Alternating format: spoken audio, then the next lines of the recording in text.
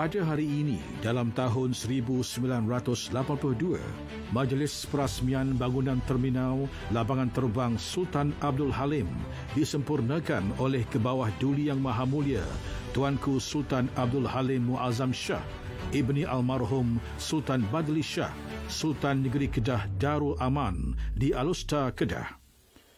Bangunan terminal ini mula dibina pada awal tahun 1980, meliputi pembinaan sebuah bangunan baharu bagi mengendalikan penumpang dan pembaharuan terhadap bangunan terminal yang ada untuk menempatkan bilik-bilik VIP dan pejabat. Menerusi pembinaan ini juga, Syarikat Sistem Penerbangan Malaysia MAS akan mula menjalankan perkhidmatan penerbangan pada waktu malam sebanyak 3 kali seminggu antara Kuala Lumpur, Alusta.